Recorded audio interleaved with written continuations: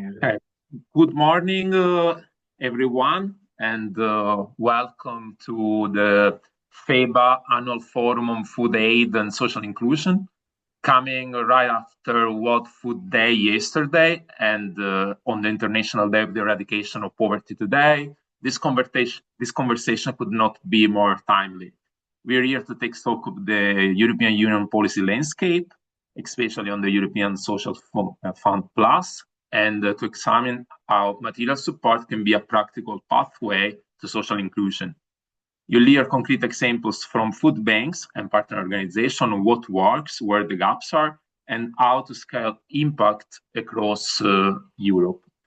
We have quite an intense agenda, a good number of speakers, so I would move rapidly to the opening remarks and give the floor to the CEO of the European Food Banks Federation, Esteban Arriaga Miranda.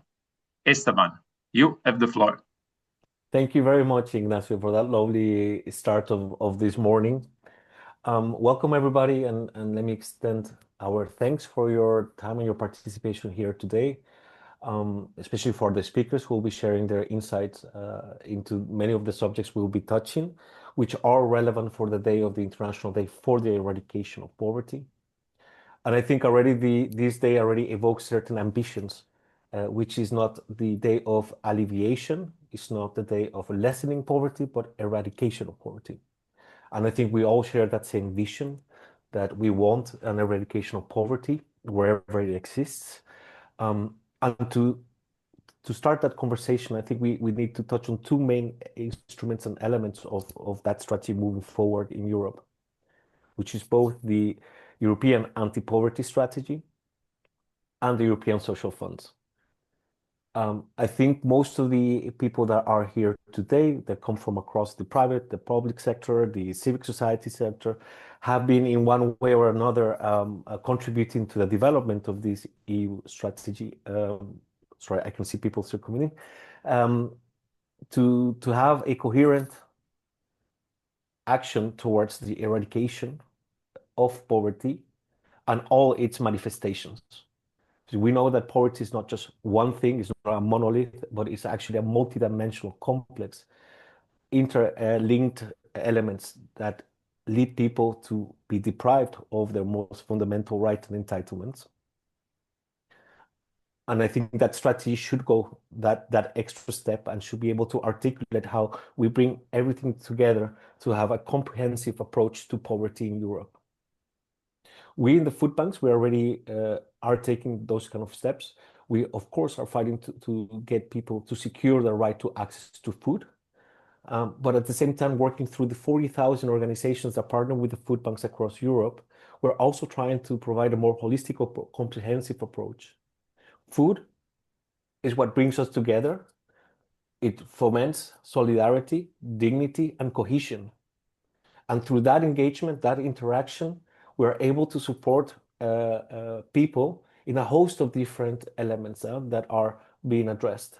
Protection services, the access to food, engagement, solidarity, etc. So we also believe that if we want to eradicate poverty, it's not just the food that matters, but everything that led to that outcome, right? Which is the decreased access to food.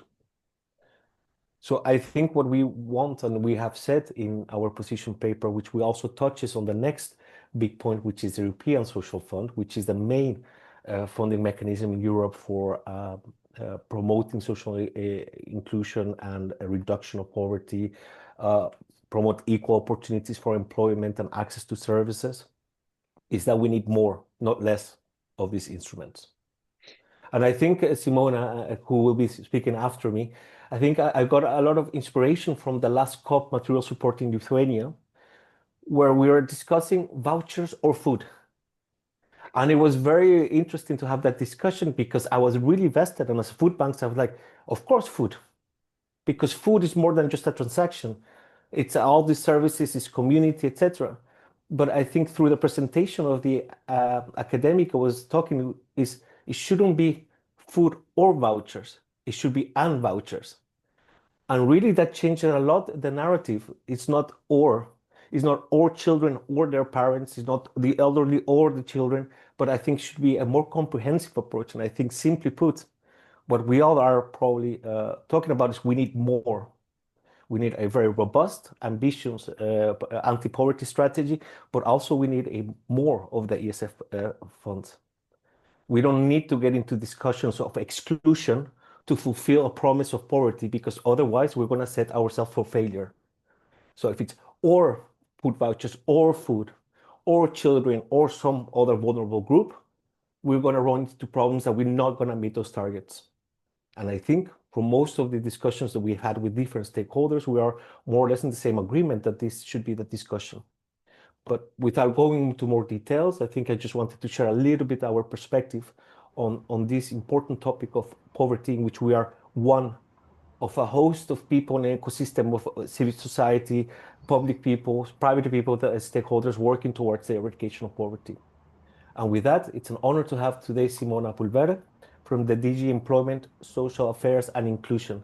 Thank you, Simona, for being here with us, and over to you. Thank you very much, Esteban. I couldn't agree more with what you have said before. Indeed, we had a very good meeting in Lithuania this spring, where we saw a very good model on combining food donations with voucher distribution. And indeed, we need more, because the problems are higher and more than before. You know, in these changing times, we have seen after all this crisis, it is essential to reassess both the needs and the tools that we use to build this fair society that we are talking about, and specifically for the most disadvantaged people in the EU. And bringing together here so many dedicated partners like yours, committed to reducing poverty and promoting social inclusion in Europe is really crucial. As I said, the poly crisis of recent years has really amplified and deepened the pre-existing inequalities. We see that a growing number of people across Europe are now facing food and material poverty more than before. They are really dependent on food banks and similar services to meet their basic needs. In this context, I would really like to highlight the invaluable and really appreciate the work of your member organizations, which have faced increasing pressure to support those most in need. Your efforts to expand the network and to create every time new food banks where are the most needed are really vital today.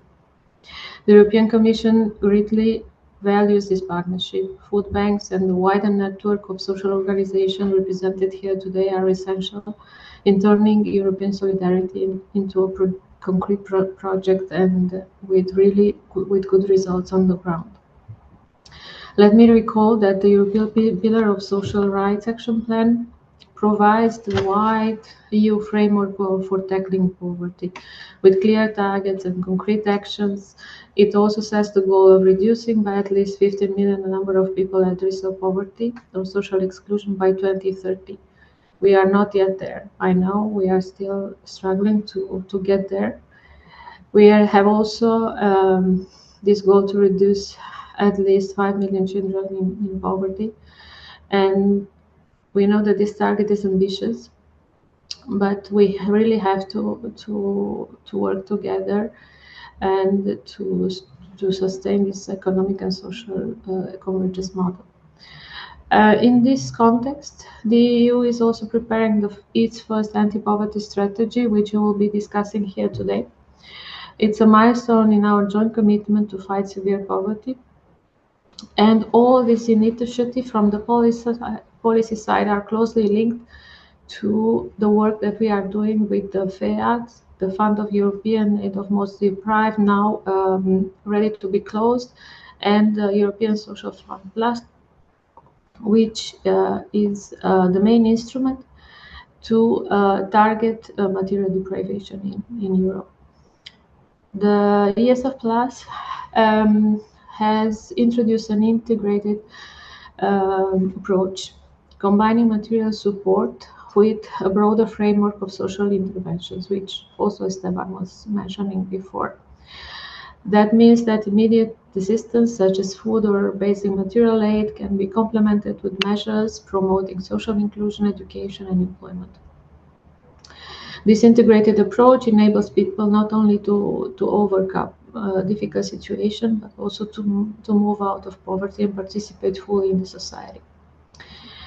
As you may be aware, we have achieved some great results with the FEAD, with the first material support program developed in DG Employment.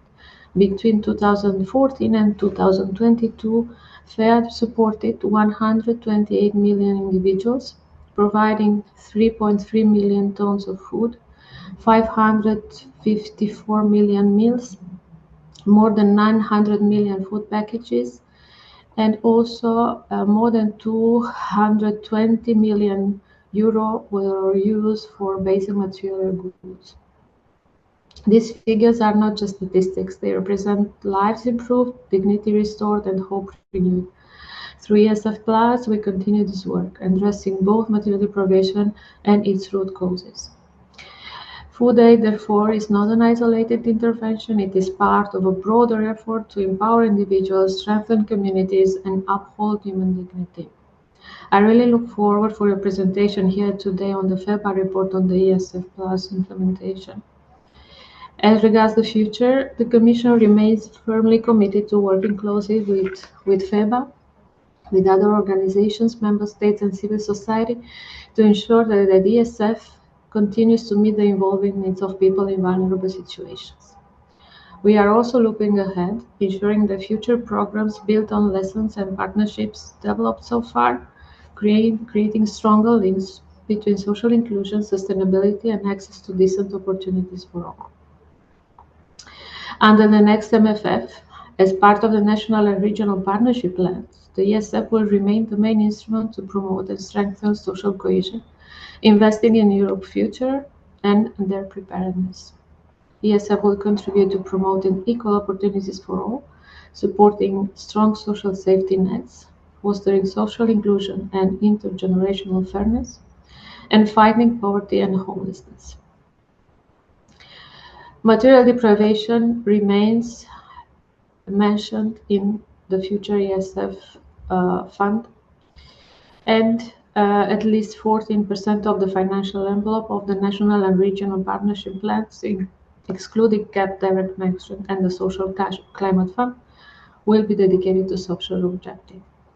This, of course, this is the proposal of the Commission that will be negotiated and discussed further, and we are really committed from the Commission to have a good package on the future MFF. Thank you again for your work. I wish you a fruitful meeting and constructive debate.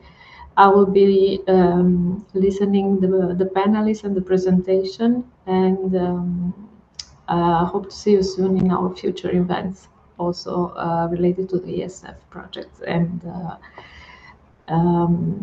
communities of practice. Thank you very much. Thank you very much, Simona, and thank you very much, Esteban, for your opening remarks. We all open will keep advocating for having the right resources for social inclusion in the next multi-annual financial framework. So we now move to the two different panels. So as we say it in our title at the beginning, today's event will be divided into subjects. So the first part will be focused on the ESF Plus, and we will start with the presentation of the FEBA report on 2024 ESF Plus implementation. And then we will have some good practices, while the second part of this event will be focused on the anti-poverty strategy. So we started the focus on ESF Plus, presenting the implementation report of FEBA. We have as a guest Dr. Luisa Fadel, who did a great work on this report. the European Food Banks Federation has been publishing ESF Plus reports since 2019, and those documents, those reports are available to consult on our website, and clearly demonstrate the support that this instrument offers to the food banks that received it. So I will now give the floor to Luisa to present the report. You have the floor, Luisa.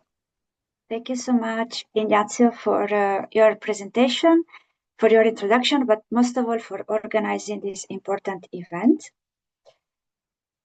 So, can you see my screen?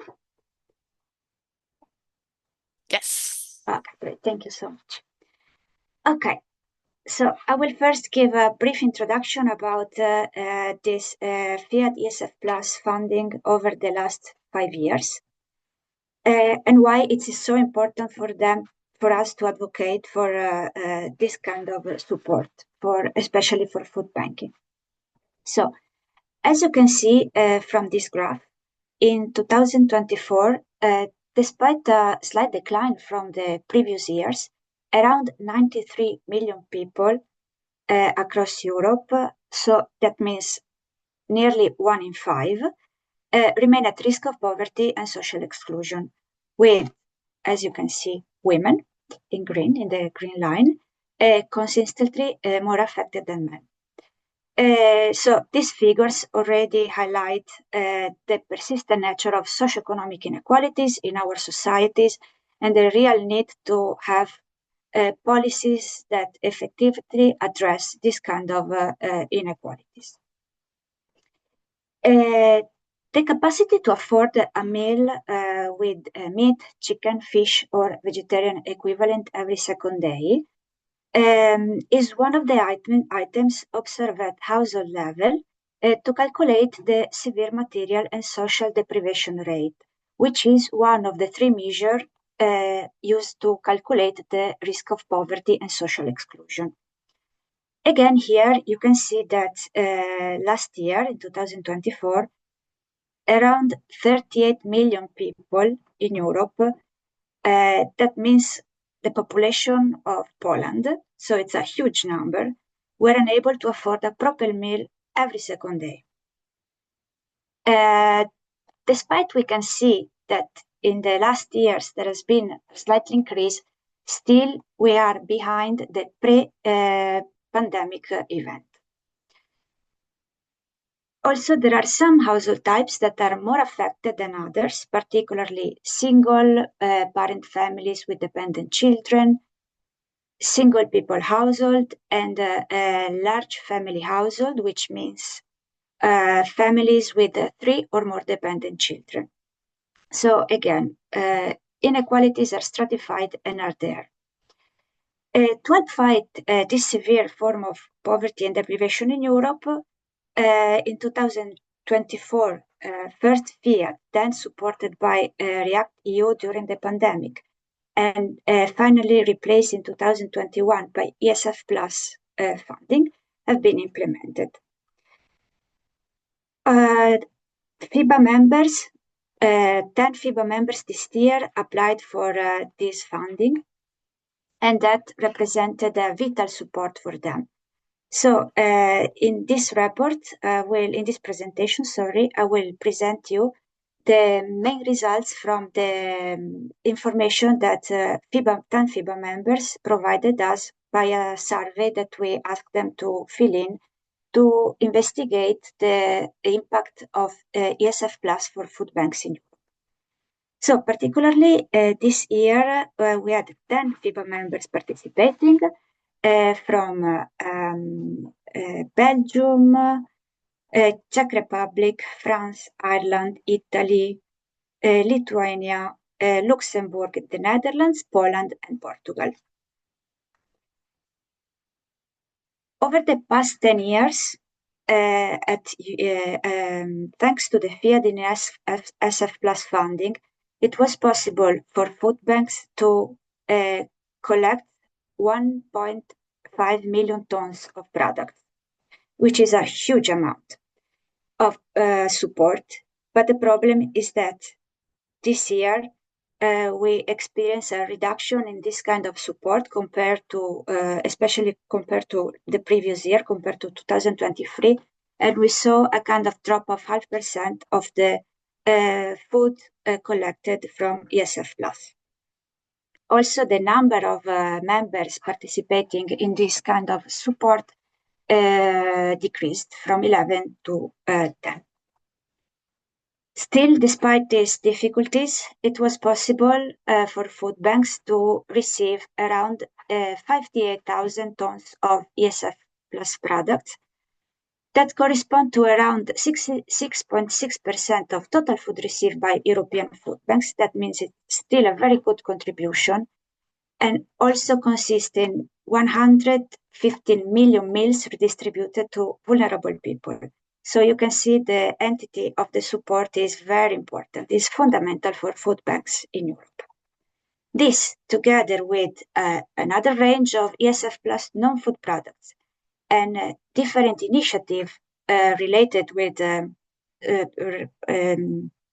to deliver social inclusion, made it possible for food banks in Europe to support around 4 million people in need. So it's a big contribution, it's a fundamental contribution for food banks. Now I will show you how the ESF plus funding are redistributed among food banks.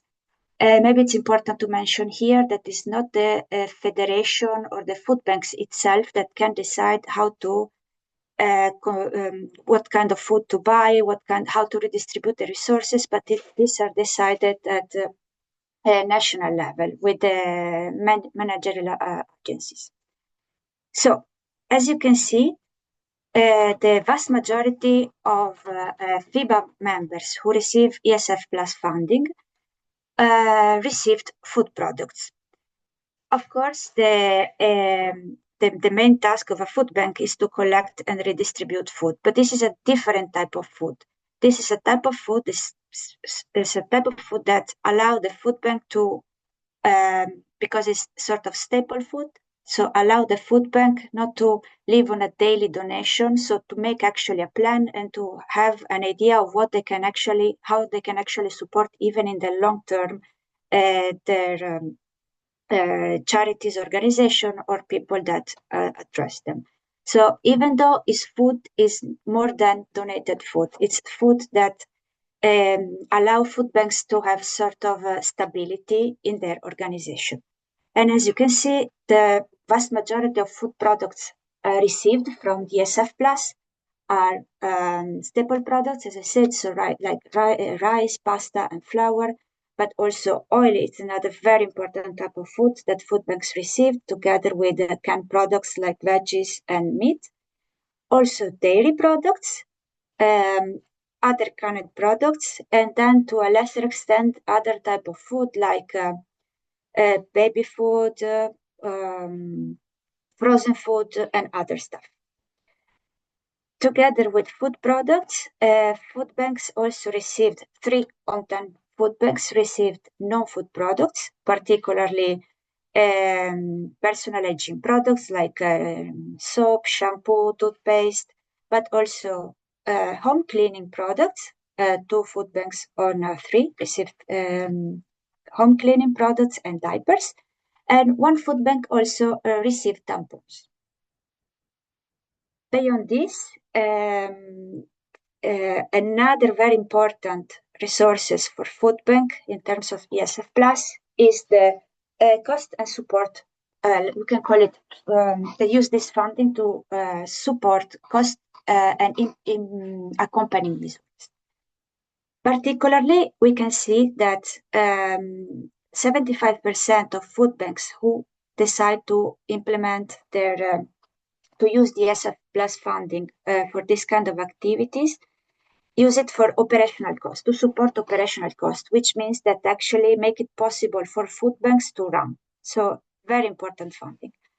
And at the same time, also half of the food banks receiving the funding for this purpose make use of them to organize the food donation, collection, storage, all the process related to the food donation costs. So again, very important for the stability of the food bank itself.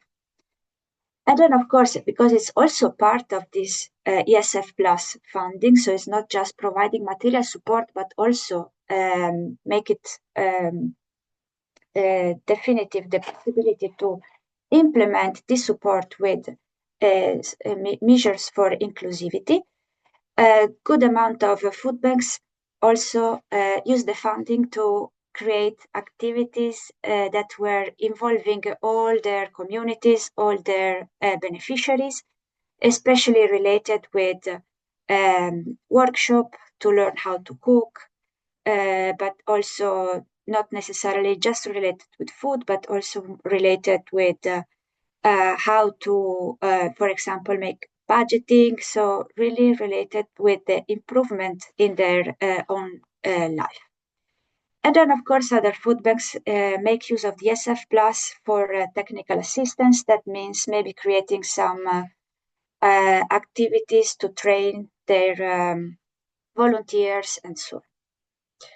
So, in conclusion, why we really need ESF Plus for food banking?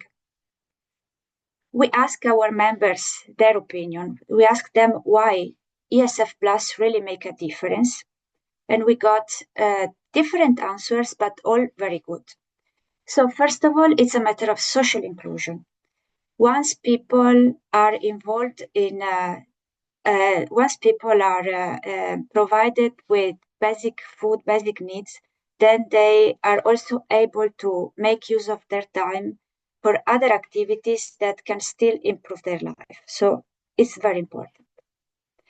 This also reflected improved health, because providing a meal is not just providing food.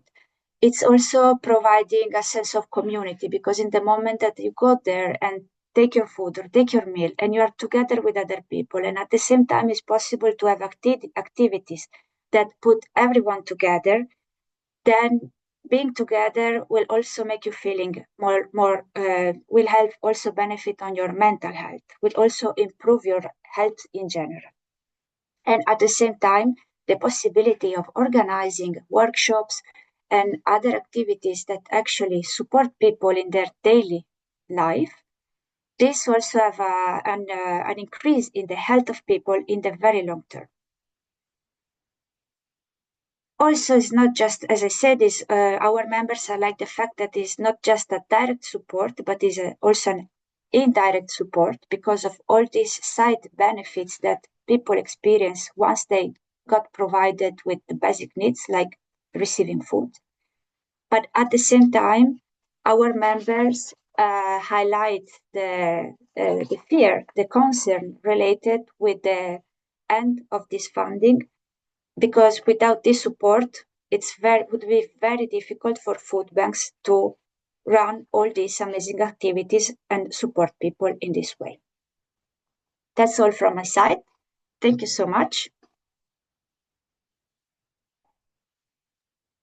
Thank you very much, Luisa, for your very insightful presentation, full of very useful information. Now, before moving to the next speaker, as I was saying, we will have a panel on good practices at national level. So we will have experience from Czech Republic, Italy, and Ireland. And just a procedural point, as we are on time, we can maybe at the end of the next three intervention will be still focused on ESF Plus and material support. We can maybe take few questions if there are from the audience. So if you have something to ask to this first panel about ESF Plus, about material support, feel free to write on the chat or to raise your hands and intervene at the end. So next speaker is Jiří Bradáč, project coordinator of the Ministry of Labor and Social Affairs of Czech Republic.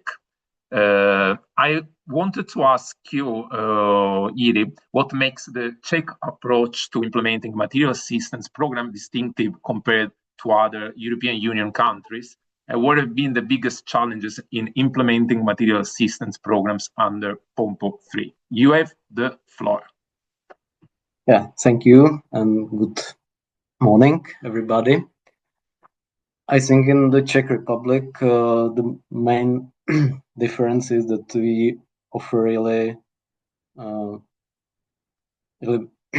big range of food and material assistance, because we have a list of 62 products in food and also 20 products in hygiene. So it's one distinctive, and I think it's also very, very flexible system that allows our partner organization to keep their own system of work, so they can use our help as the other source of food or material assistance. And the most challenging things they are connected with public procurement from my point of view, because especially this year we were facing a lot of complaints from unsuccessful applicants, so it caused some delays in delivery then. So maybe I will start with my presentation where I will describe it more concretely, maybe.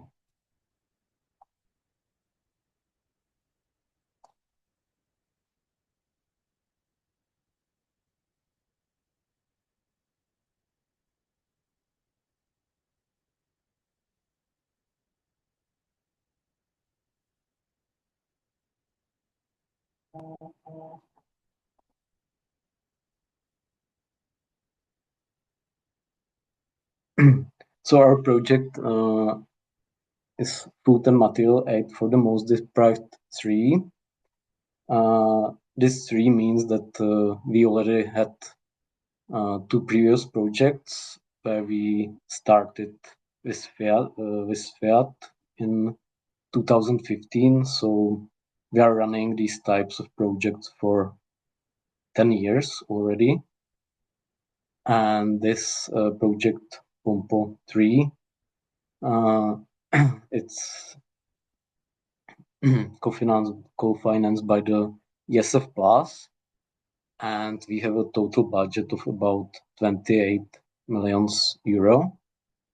And we divided this budget approximately by half and half for food and material assistance.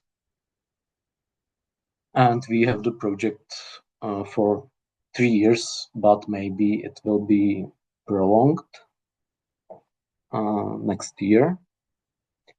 And we cooperate with 21 partner organizations. We have all Czech food banks, including the federation, and we also have some major NGOs like Charity, Diaconia, and so other, because they have their own structure of delivery beside food banks. And through the food banks, we are also connected with other NGOs, smaller NGOs, because food banks are like an umbrella organization that have that have these other organization in their region. And we have quite clearly divided our roles, because we as a ministry, we take care of public administration and project management and reporting of the project and so on. And so we signed a contract with the companies who deliver food and material aid to the warehouses of our partner organization. And then the partner organization, they directly work with our target group, and it's also their decision to whom exactly the support will be given. So it's their decision, and we don't put some strict rules on this, and we keep some space for them to decide in this way.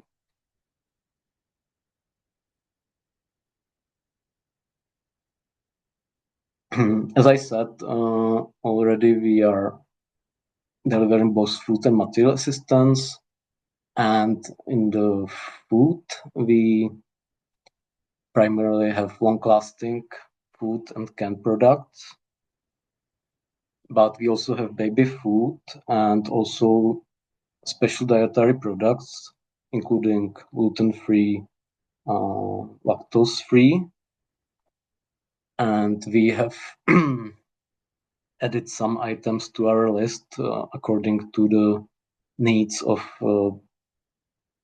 people in need, because, for example, these dietary products for several people are very important, because these gluten-free products are much more expensive, and it may affect the budget of the family very intensively. And in material assistance, we have hygiene with about 20 items, and there are some products of daily hygiene for people, and also some products for cleaning and so on. And we will be also delivering clothing and school supplies and outdoor equipment. Outdoor equipment, it means tents and sleeping bags for people without home, for homeless people. And we keep some flexibility for our partners, so it's up to the partners what exactly they ask us to deliver. So they get the list of the items, and they indicate how much of each item they want to get. So this enables them to combine their sources from food collections, or from supermarkets, or from other sources with this fiat.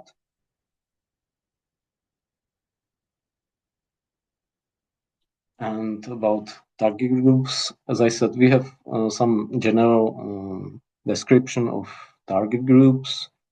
So it's people in social material need, and families and children, and also people at the risk of deprivation or insecure housing. And our planned number of beneficiaries is about 285,000 persons in food assistance, and 234,000 people in material assistance. And from the recent statistics, we see the structure of people who were supported, and we see that the main group are families with children, because children under 18 years have the share of 30% of supported persons, and also homeless people have a significant share with 20%, and there are also other relevant target groups like elderly people, and also foreigners and minorities.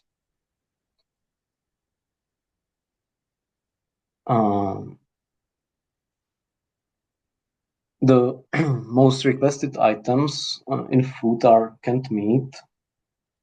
It's caused by the situation that from the other sources they usually don't get these products because they have quite long expiries, so they are not given frequently by supermarkets. And also products for children, dairy and baby food are very requested. And in material assistant hygiene items like baby diapers and cleaning products, I can say that from other point of view, the food and material assistance really helps to establish trust with the clients and to make a contact with them maybe, and to help them to find maybe other social services to improve their situation for future, because receiving the food and material aid is making them more willing for accepting some other types of help.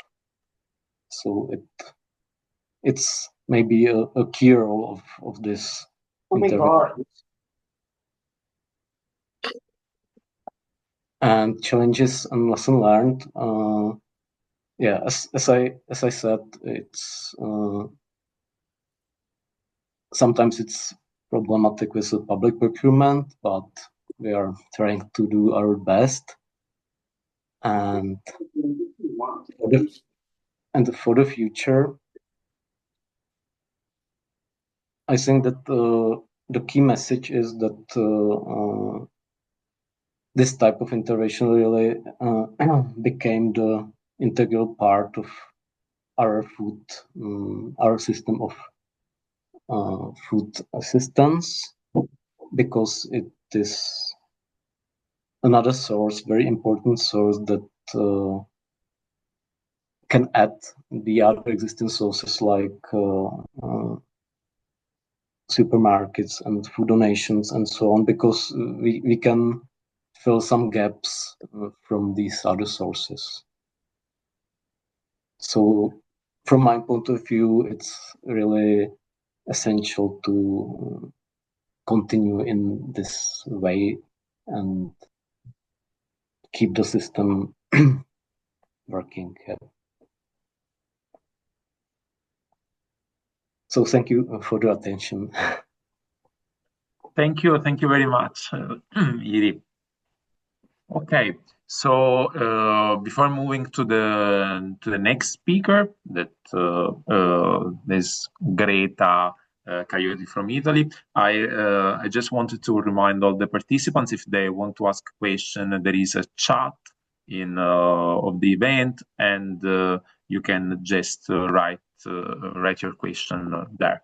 So next speaker is Greta Caglioti, which is a social innovation specialist at Banco Alimentare Foundation, Italy.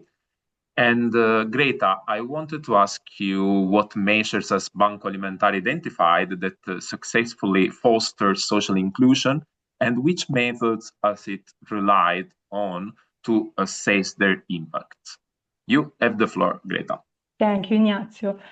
First of all, I would like to spend a few words about my organization. So let me share my presentation. So in this way, we can have a good framework.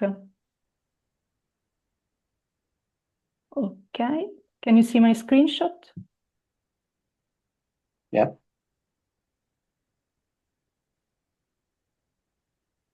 Okay. So, sorry. Okay, so first of all, the Fondazione Banco Alimentare is a non-profit organization which in Italy coordinates a network of 21 regional food banks. Our goal is to contribute to alleviating the problem of hunger, marginalization, and poverty in Italy. And to do that, every day we redistribute surplus food recovered from the entire agro-food chain, food items that came from public programs, and we organize a National Food Collection Day.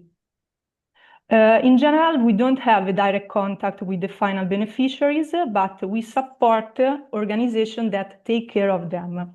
Our associated organizations are more than 7,600.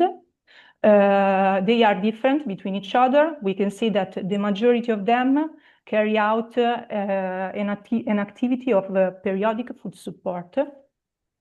The 9% are housing communities or family homes, the 8% canteens, 3% emporiums, and 1% street units. Some outcomes about the last year, we collaborated with more than 1,500 food business donors. We redistributed more than 90,000 tons of food. The 40% of them are food items that comes from public program, and in particular, of course, ESF Plus, to more than 7,000 territorial partner organizations, reaching in this way more than 1,007,000 people in need. Of course, thanks to the contribution of more than 2,000 volunteers in action. So, returning to your question, I would like to focus more on the accompanying measures and the work that, like a network, we started last year. As you know, a budget of the material support has to be allocated for the implementation of the accompanying measures to be implemented by chief partner organizations, for example, food banks, that have also the possibility to delegate the territorial partner organization. There are two ways to spend the budget allocated, that is 7% of the total material support. The 75% for professional social workers, for the engagement of professional social workers, the 25% for other expenses, for example, in the communication field. Before to implement any kind of new measure, we can say, we decided at the end of the last year to develop a survey. Why? Because we wanted to understand better the state of the art and make us aware of the real needs of our network, of our territorial partner organizations. Of course, in this field, it is really important to strengthen the relationship with the territorial partner organization, and finally, for providing a snapshot to the managing authority. So at the end, we involved our associated organizations that are implementing ESF Plus, and we got a subscription rate of the 69%. So a very good result. I would like to report to you some highlights from the survey. Of course, I won't go in depth, but it's just to show how can be useful this kind of work. First of all, the main measures provided are reception and listening, information, advice and guidance, accompaniment to services. The 17% of our organization have qualified operators, and most of them are educators and social workers, and volunteering plays a crucial role on all the roles. Another important point is that there is like an alignment between the third sector and the public sector, because we can see that our organization are aware of the measures provided by the social services, and many organizations collaborate with the social services. The emerging needs have a different nature. We are talking about economic, material, employment, health, educational. Around 30% of our organization would like to enhance the reception and listening services. Other organizations would like to launch this kind of measure. There are organizations that would like to invest, moreover, in job search support and guidance. Around 30% of the organization would like to hire social workers or at the end increase their staff. The measure perceived as most useful is reception and listening services, followed by job search support and guidance, information, advice and guidance, and support services. So in conclusion, the work was really valuable for us because it allowed us to identify the gaps, and so the best way to fulfill this gap. without duplicating what is already in place. The answers from the survey were collected in a specific database for each regional food banks. In this way, each regional food bank can carry out its specific analysis on its territory. In this way, we are increasing, of course, the efficiency and the effectiveness of the work of our network. For example, a specific support measure could involve hiring a psychologist at the food bank level that then can provide the service for multiple territorial partner organizations, thus covering more territories at the local level. So with the engagement of one professional workers, we are able to do, we can say, to multiply, to duplicate our beneficiaries, we can say. And list, from the monitoring point of view, we are waiting the formal indication from the managing authority. But in the meantime, we are carrying out quarterly internal monitoring with the specific KPIs. And of course, this is really important for a good management of all the topic. So thank you. From my side, it's all. And thanks to you, Greta. Thanks to you for your presentation, for your intervention. Very, very interesting. I would now move to next speaker, which is Emily Fitzsimons, project manager at FoodCloud Ireland. And Emily, I would like to ask you what role has ESF Plus played at national level to support food banks and charitable organizations in Ireland, and which best practices have you identified? You have the floor, Emily. Thank you very much. I will share my screen. And yeah, I can respond to your question as I go through the slides. So to give you an overview of how the ESF Plus food support works in Ireland. Previously, we operated the FEAD, the Fund for European Aid to the Most Deprived. So we started that with a small pilot in 2016, and then ran that through to 2022 when we moved straight into ESF Plus food support, so there was no break in service there. So since 2016, we have distributed 10,000 tons of food through the ESF project to 160 community groups across the country. So that would be a significant impact for us in Ireland. And you can see the break through the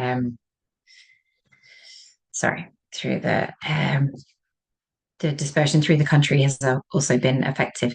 You can see the products that we distribute there. So similar to the other countries, long life ambient food products, cupboard staples that you don't usually get donated as a surplus food. And there are products that people can use to make a meal, even if they don't have extensive cooking facilities. So in terms of the impact, you have the figures there for 2024. So over 200,000 individuals, 470,000 food packs, and 2 million meals. So yeah, a significant impact for us in Ireland. Just as a broad overview of how it works, we have the government as the managing authority, who provides the funding, and obviously from the EU. They deal with the application process, so they decide which community groups are part of the project. And they also deal with the product selection, and then they deal with the reporting to the EU. We as FoodCloud then provide the data on all of the orders that are collected, and so that they can report back to the EU with that information on products and quantities. We also deal with the procurement and the storage in our 3 warehouses in Dublin, Cork and Galway, and we prepare the orders, and they are collected from us by the community groups. A large part of our operations are obviously surplus food redistribution as well, so products that are donated to us, and the 2 services complement each other because, as I said, we wouldn't usually get a lot of donations of the long life products that are with long best before dates. The charities then collect from us and then they distribute to their beneficiaries either through food parcels or meals, and then they report back to the managing authority on the number of beneficiaries, but on an anonymous basis. And the same for Czechia, it's left to the charities to decide who receives the parcels or the meals. So that is, and broadly the targets of the fund. The managing authority deals with the application process, but that is broadly the groups that they're trying to target. So they do leave it to the organizations, but they have a discussion with them and make sure that those are receiving the support. In terms of best practices, as with the other presentations, we don't deal directly with the end beneficiaries. So we work with the network of community groups, and they then distribute the food themselves. But we support them, and we have designed a system with them in mind that has order flexibility and is based on a system that works for them and has had a stable, reliable supply since 2016. Then it also means then that the community groups can focus on their core services. So in terms of the network of community groups, as I said, there was it's the managing authority that created the product list, but with an initial consultation with the community groups, and there is ongoing feedback in terms of what other products would be useful, and what else would be. These messages are tormenting. Then the local network then is left to use their expertise to identify those that are most socially isolated, those that need food support, and then also be able to work with them and identify what other services would be useful to those individuals. So as other people have mentioned, food is obviously a basic necessity, but also is the first step to connect with somebody, and then be able to identify what other supports can be used. But the food is the first connection from that, and particularly in terms of like offering other supports and then the community element for mental health and well-being. So in the picture is an organisation in Carlo in Ireland, and the chef there, they started a community kitchen. People, a lot of single men would come in, quickly have a meal, and then leave as soon as they'd eaten. But after coming in a few times, seeing familiar faces, they then were able to interact, make friends, and then would stay much longer after they'd finished their meals. So it was really important for them that they could see that was helping their confidence, self-esteem, and mental health. So that's just one small example of how the food gets people in the door, but then it creates that whole community element. Two other examples. So one group down in Cork have their core aim is to keep dignity at the heart of food support. So they operate a food parcel service, but they do it in a way that is much more like a shop setting. So in the picture there, that you have everything laid out, and then there's an appointment system which they started during the COVID pandemic, but then they kept because they felt that was more dignified to have a specific time that people were coming rather than a queue. The people have a choice of products. They bring their own bags, and then they get an amount of products depending on it, if they're an individual or small family or a large family. It's much more welcoming and private. They would have volunteers there to help them. And then they also have a cafe that's kitted out like any retail cafe. It looks absolutely lovely. So people can come in and then stay for a cup of coffee if they like. So it's just much more like a normal shop and cafe environment rather than sort of traditional food parcel setting that might have other sort of stigma attached to it. The other example we'd have is a community services centre in Tipperary. So they have started a Meals on Wheels service, and they also have a community kitchen, so and a cafe, so people can come in and eat there. So they have said, the Meals on Wheels service goes out into the community, takes a hot meal to somebody that might be the only contact they've had with a person that day. So really is that sort of outreach. There'd obviously be improved nutrition because they're getting a hot meal that day, whereas they might not be able or just want to cook something for themselves that day, or they can come into the kitchen and then it's like a normal cafe. So there's a sense of belonging there. The community empowerment, they're all working together, the volunteers and the local community. And also then there's ways to identify pathways to further support. People might not want to speak about other issues they're having, but once they're in and have a meal, start conversations, then there might be other services that could help with childcare benefits or financial advice or cookery classes or nutrition, all those things that they might not know exist or might not know how to ask for. I've included the link there, so we have these two in video case studies on our website, and there's a couple of others on there that are really interesting. In terms of the design of our system, it was designed from a small pilot and then worked with the organizations to make sure it was based on their needs, is targeted those specific groups. We'd have the good sort of quality branded products. That was important for the managing authority. And it also means that you're getting a good quality product with good continuity of supply. So that is obviously important if charities are scheduled to come and collect from us, that we have to have everything in stock ready for them to collect. The arrangement we had, we order quarterly with the suppliers, and we also can add extra items if we need them and if there is budget for them. So that meant when there was something like the COVID pandemic, we were, the managing authority could release more funding, and then we could order more supplies from the suppliers, so that an evaluation was conducted of the FEBA program, an independent evaluation, and the large majority of the charities confirmed that the situation was navigated well, and nearly 3/4 of the beneficiaries noted no change in their food parcels. That obviously is a lot of credit to the organisations on the ground who were able to keep things running in very trying circumstances, but at least we were able to provide the food to keep things moving from our side. The other point we would say is on the stable, reliable supply, making sure that we have everything in stock and that those staple products would be there. So what one of the organizations has told us is, what's special about the project is that it's consistent. People know that they be able to get these products, and then they can budget around that. That means they have the money for their bills or other costs. And they've said, not only would they recommend it, but it's essential for community services. Another interesting point is that they used to run a breakfast club in their centre, and then they've actually found now that they're providing cereal and porridge to the families, that they can have it in their own homes. So that's a really great development for the social element of breakfast.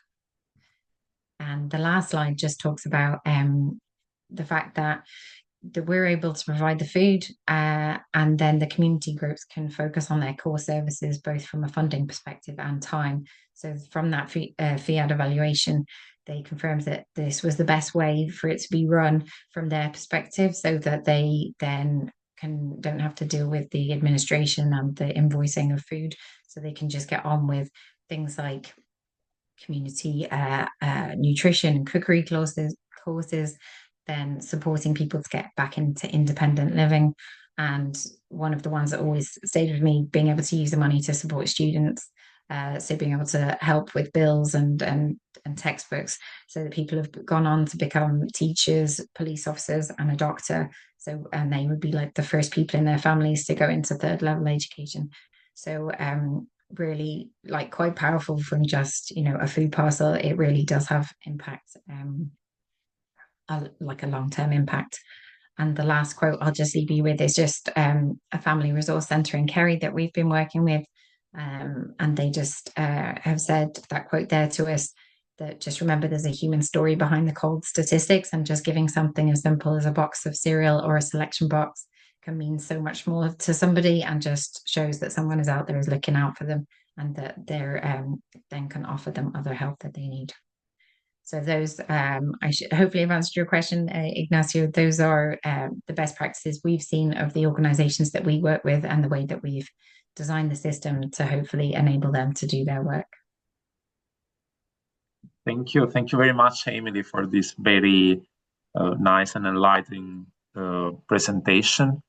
And well, I see that actually it's 11:05, so we should move to the next panel. And I ask everyone, speakers and participants, that have questions related with ESF Plus and anti-poverty strategy that will be treated in the second panel, to keep their questions for the Q&A session that will be after this this panel. Okay, so thank you for all thank you to you all speakers of the first panel. I would start now the second discussion on EU anti-poverty strategy. Simona, in her presentation, her opening remarks, mentioned this this upcoming new tool, new strategy, and I would start this debate calling the first speaker, Dr. Hanna Adzakpa, legal expert of Caritas Germany's EU office in Brussels and chair of Caritas Europa Social Policy Working Group. I would ask Hanna, Caritas Europe has published a position paper on the upcoming EU anti-poverty strategy. Could you please explain the main points and why they are important for Caritas? You have the floor. Thank you very much. I'm going to also use PowerPoint to show my points. Just one moment.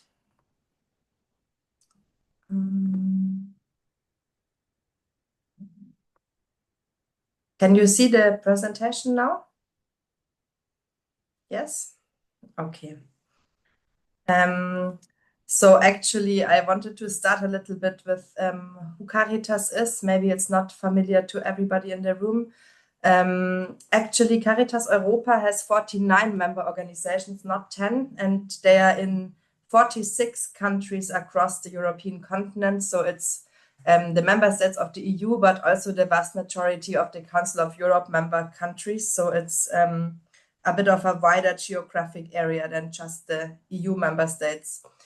And in those states, the Caritas organizations are really very different. So I represent Caritas Germany in Brussels, and Caritas Germany is a bit of an outlier because it is really a quite big organization. It's actually the second largest employer after the government in Germany.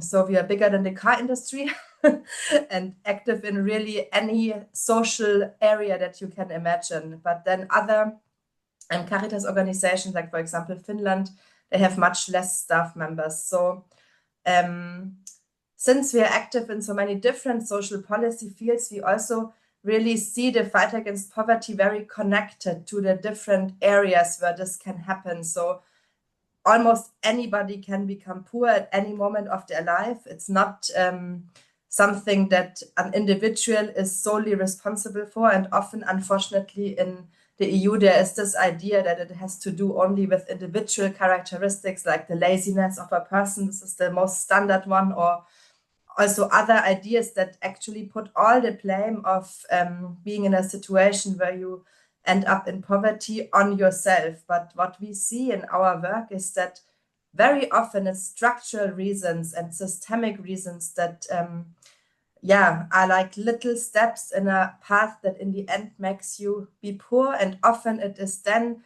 unfortunately also inherited. Like there is really like generations of poverty that is difficult to get out of, because once you are in the system, let's say, like for example, if you receive the so-called minimum income support, which is means tested benefits, so you have to have depleted all other benefits that you could get. By law, you are poor because the benefit is so low that none of the EU member states actually manages to have a minimum income benefit that is above the at risk of poverty threshold. So it's a very complex situation, and often there's also really eligibility problems and places where the food aid that we've heard about in the first panel is really almost the only thing that people can count on, because at least in some member states, there is not a direct connection between being eligible for minimum income benefits or being eligible for extra food aid. So we really in Caritas see this as complementary, but we also really want to fight for better structural buffers, better minimum income systems, better child benefits, anything that helps people to get a second chance in life, really. So this is why our demands for an ambitious anti-poverty strategy is really that effective anti-poverty policies must recognize the human dignity of everyone. This is a bit what I just said, that there is this idea sometimes that poor people are less than, and this is what we really need to fight against. Even if you see somebody begging on the streets, this person is a human being and he has dignity, and we need to recognize this and we need to fight for this, and we can't fall in this trap of thinking that we are better than them. So human dignity is also really the foundation of international human rights law, and this is actually non-negotiable, but sometimes in the EU, it seems that there's like also different levels of what laws are deemed more important, and even though human rights law is international law, it's supposed to be the highest law, still it's not something that is very often adhered to.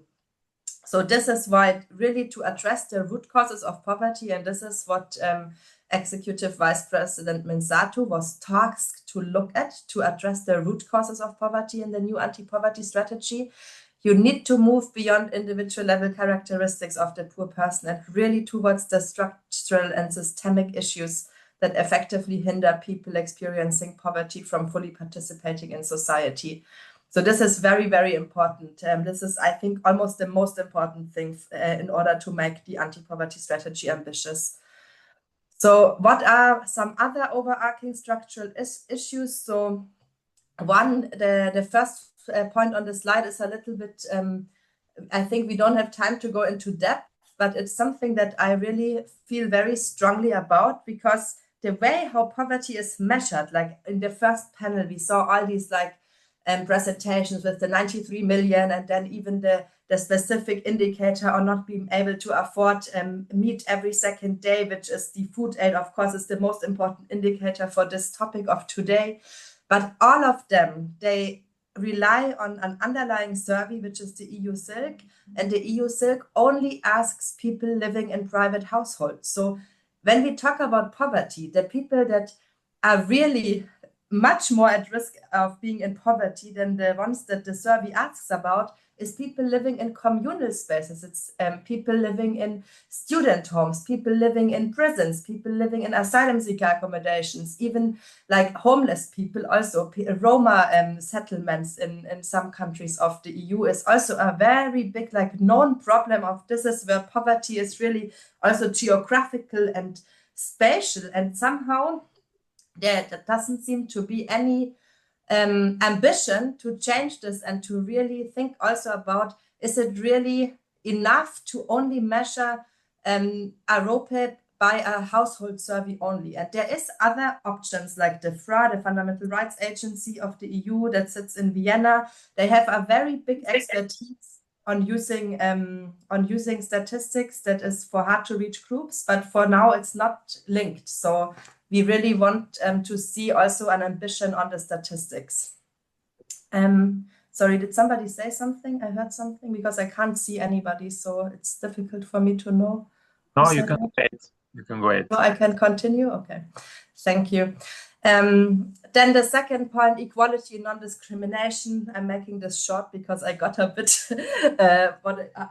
built up on the Europa and the statistical thing.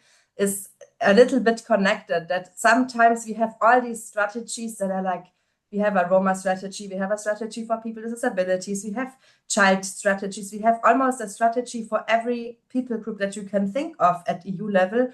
But what is missing is to really know that non-discrimination is also very strongly linked to poverty. Like many of those people that have their own strategies are also poor, and you need to look at this from an intersectional perspective and think about what group-specific policies do you need that helps this particular group to get out of poverty. And this is linked to the participation, which is very, very well done in the disability sector. Like the slogan, nothing about us without us, is really the slogan. But for some reason, it seems to be like the area only for people with disabilities, but it's the same for people experiencing poverty. Like they have to put their expertise and be heard. And this is something that I actually see a little bit more now, like for example in Porto, where really the commissioner made herself commitment to listen and to hear, and this should become the standard. It shouldn't be an exception to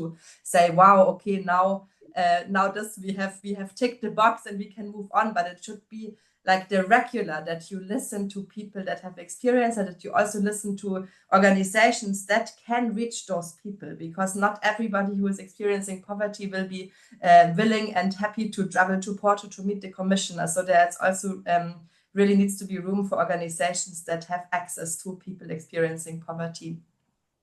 And so one specific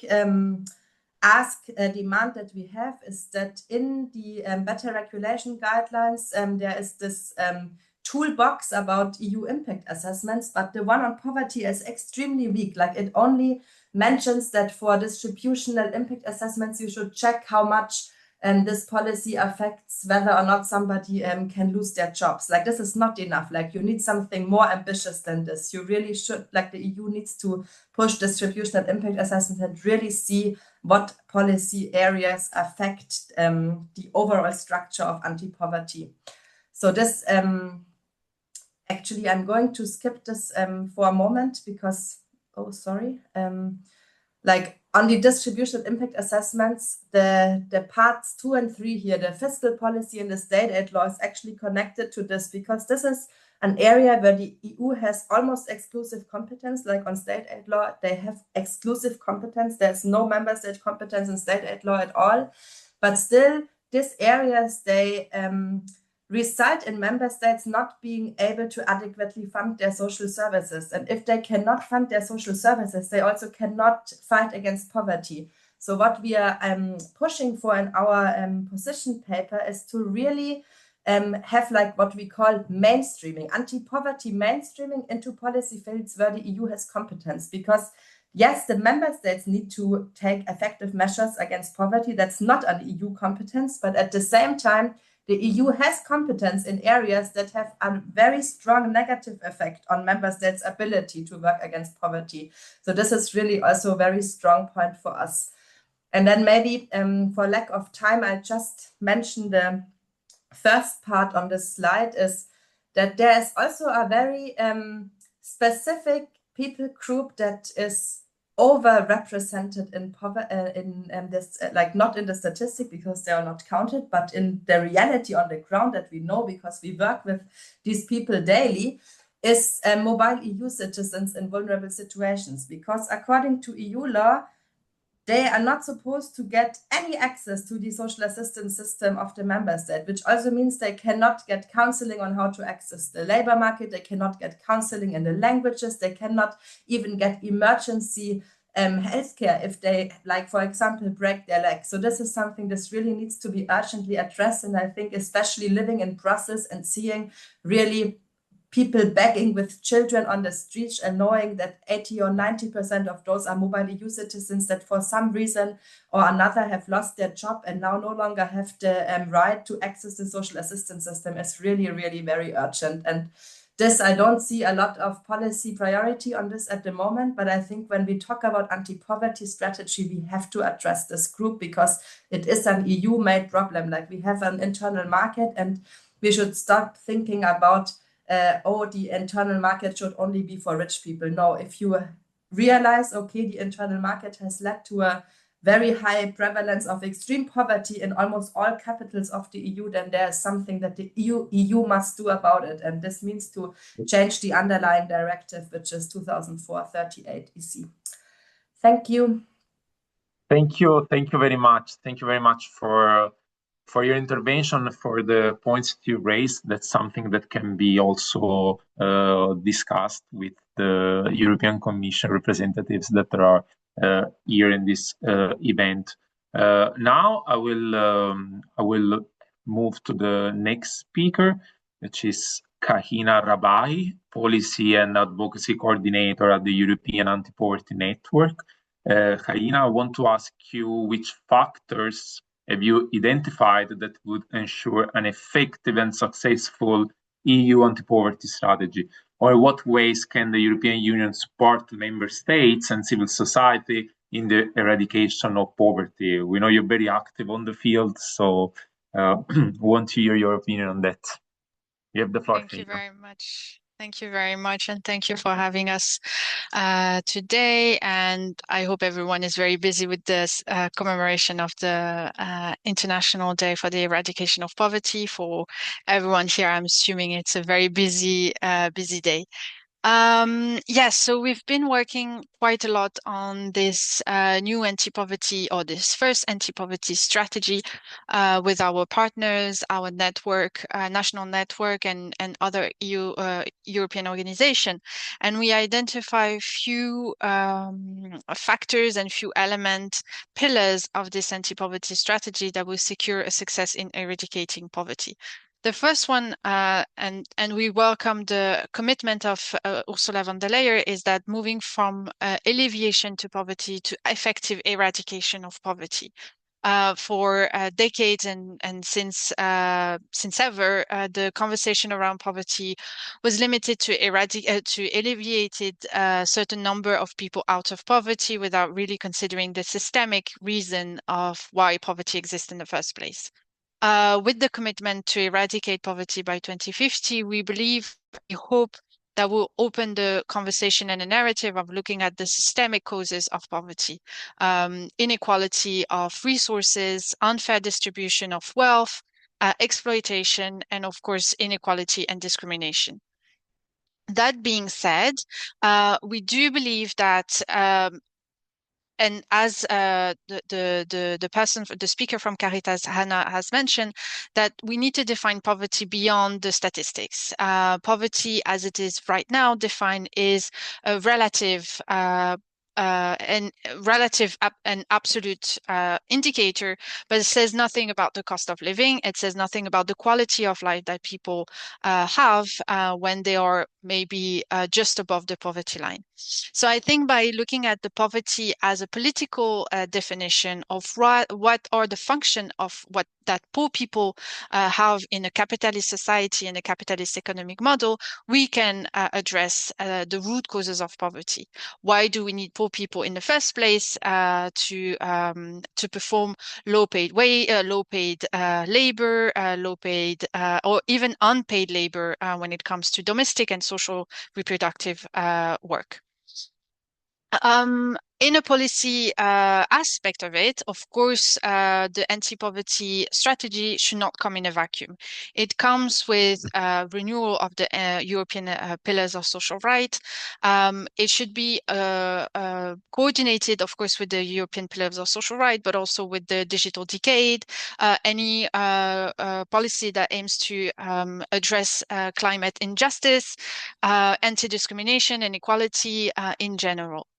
But we also need to go beyond what is in the EAPN, the European Pillars of Social Rights, to include discrimination on socio-economic background, criminalization of poverty and poor people, the blaming of individuals rather than addressing the intergenerational aspect of poverty and the hereditary aspect of poverty.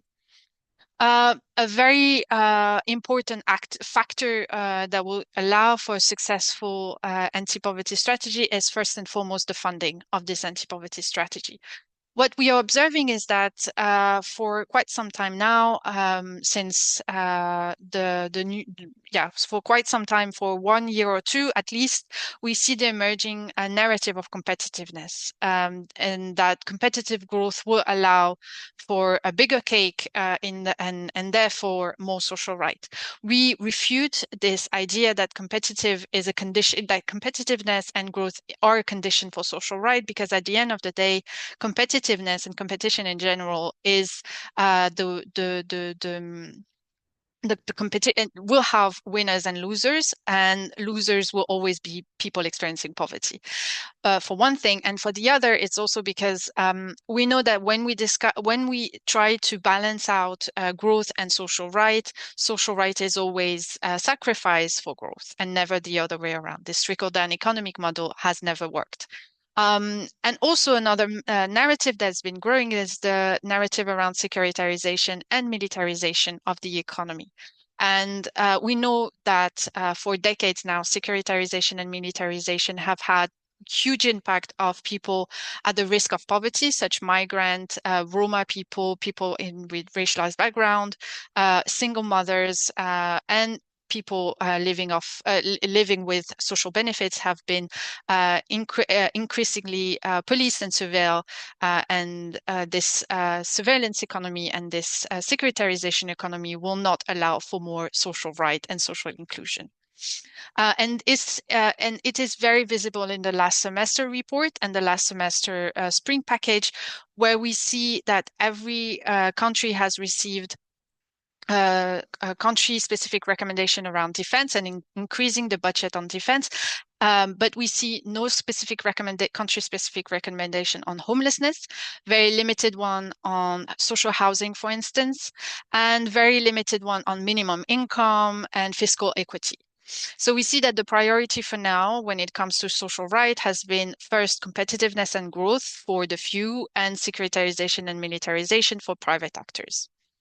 Another factors that will allow for success, participation, success European anti-poverty strategy is, of course, the participation of people experiencing poverty themselves, not in an ad hoc consultation, but in the co-design of the strategy itself. And we very welcome the effort so far that the European Commission has made to work with the EAPN on that. With meeting with the commissioner, the European Vice President, Roxana Minzatu, with people experiencing poverty last month. And we hope that this ad hoc meeting will path the way to a more structured PEP committee that will oversight, monitor, evaluate the implementation of the anti-poverty strategy. But any participation needs to take into account and be built on the need of PEP, of the need of people experiencing poverty. If we say that single mothers, migrants, Roma, and people with disability are at a higher risk of poverty, then the participation needs to take into account care responsibility. So it should offer childcare alternative for people with care responsibility to participate in consultation.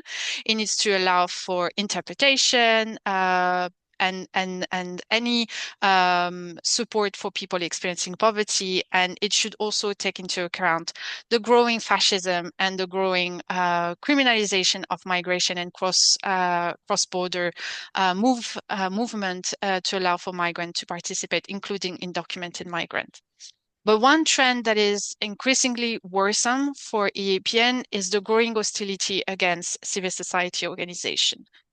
We see that European institution is increasing the scrutiny against civil society organization, building a mistrust and a distance between what we are doing at the local level and on the ground, with this narrative that civil society organization is a trial horse for a woke agenda and any other agenda that we might have.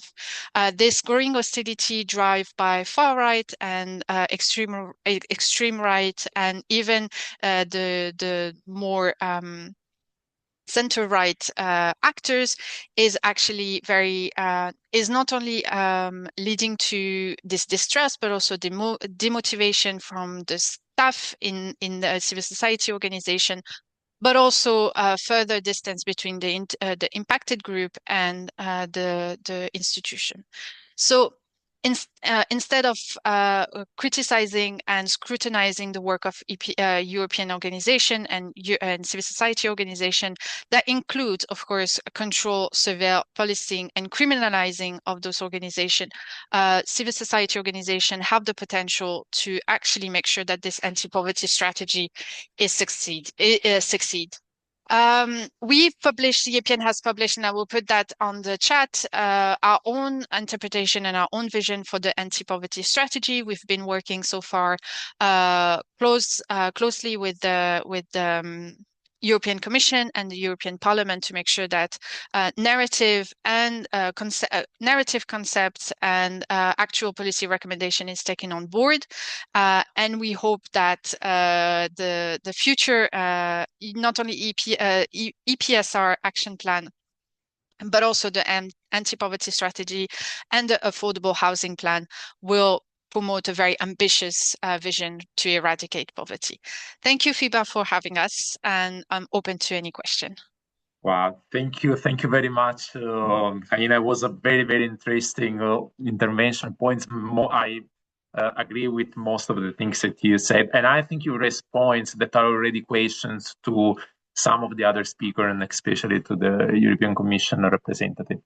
So next speaker is Kinga Albert, Social Inclusion Officer at the European Union Red Cross. Kinga, thanks for being here with us. I wanted to ask you, what role does food aid play for poverty alleviation, and in what ways could or should food aid be integrated into the anti-poverty strategy? You have the floor. Yes, thank you, Ignacio. Hello, everyone, and thank you for having us, FEBA. I also have a small presentation, so I will share that with you.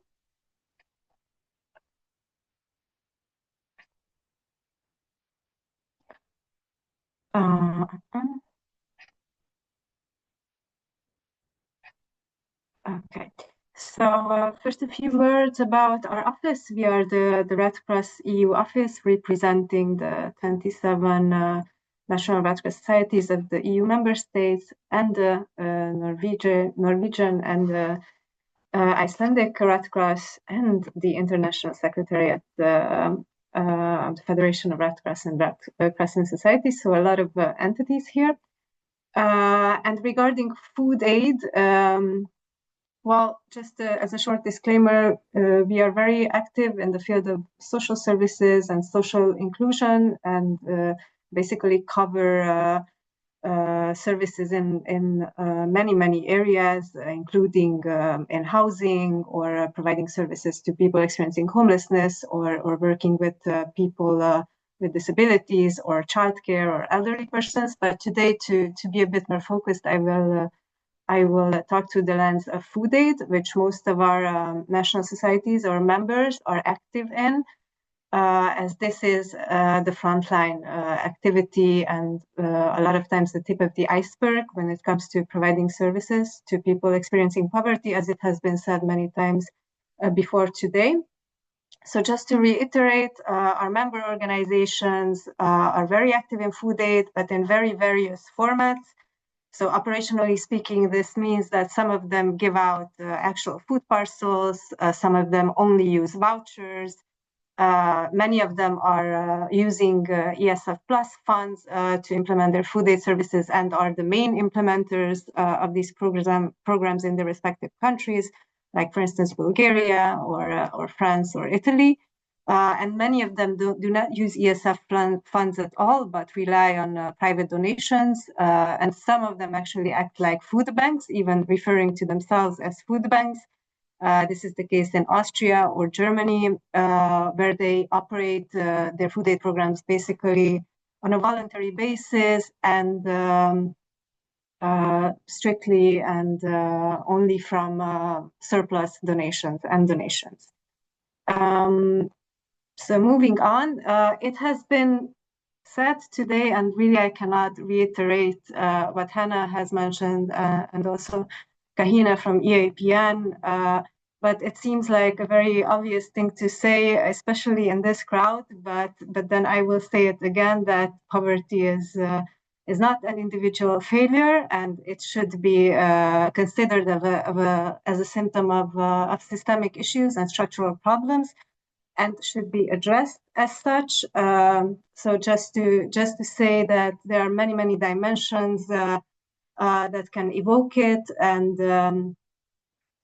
all of them have been mentioned before, stemming from transgenerational, like inheriting poverty and being unable to break out of the cycle of poverty, but also the injustices of our current systems, which often fail to recognize a rights-based approach or perspective, and operate only on market-based values. So I will not emphasize these again as they have been said, just to point out that that what we see is that there is an increasing need for food aid, and this also does not come as a surprise to you all, as we've been talking about the poly crisis that we are facing. So there are more and more people basically coming to civil society actors, asking to have their most basic needs met. And we see this coupled with a lot of austerity measures in a lot of countries, meaning that welfare system and social protection systems are being more and more restrictive and are having more and more, they are being downgraded basically, and the combination of these two does indeed increase pressure on civil society actors. And this is also paired with the failure of recognition and even hostility and criminalization, which already has been mentioned by our colleague at the EAPN. So this altogether creates, well, to put it lightly, quite a grim picture and environment at the moment. So yes, we do treat the need for food aid and the increasing demand as basically a symptom of more deeply rooted systemic issues, and as such, we would like to demand and ask that these systemic issues are addressed at all policy levels, including the EU anti-poverty strategy, the first one ever, and the European Pillar of Social Rights Action Plan and its revision, and also, of course, the Affordable Housing Plan. And all of these should have synergies between them.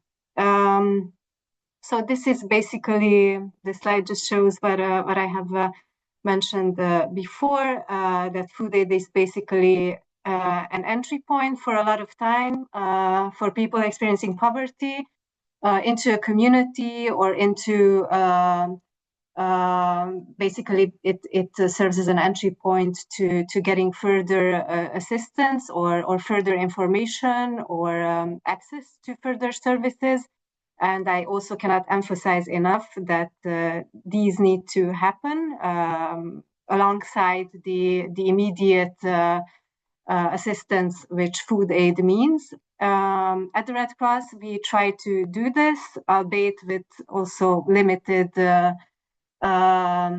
means in a lot of cases, meaning that there are a lot of times not dedicated funds for this. So we also struggle, like civil society in general, with the lack of funding. But nonetheless, we consider that an integrated and holistic approach is necessary and needed to address the very complex issue of poverty. Here you can see some of the services we offer, and just to be very concrete and offer an example and to be on point, not too long ago we visited one of our day centers in Belgium, Liège, which is open during the weekdays. It's basically a common space where anybody can enter, so it's absolutely universal. There is no eligibility criteria. People can spend some time there, get a hot meal. There is some sort of food offered every day, oftentimes soups or even cold meals. And basically it offers a chance for respite, community, or anything that the person wants to take out of it. And colleagues were saying that during the times they've been open, they discovered that there is an increasing need to have a women's only day, because women started building friendships and the community started to be built, and they needed a safe space to be just themselves. So this is how they agreed that one day during the week would be a women's only day. And the community got so strong, and these women formed so strong friendships that now they actually take a trip together to the North Sea every year for a week. And this is with the help of donations and fundraising and the help of the social workers working at the center.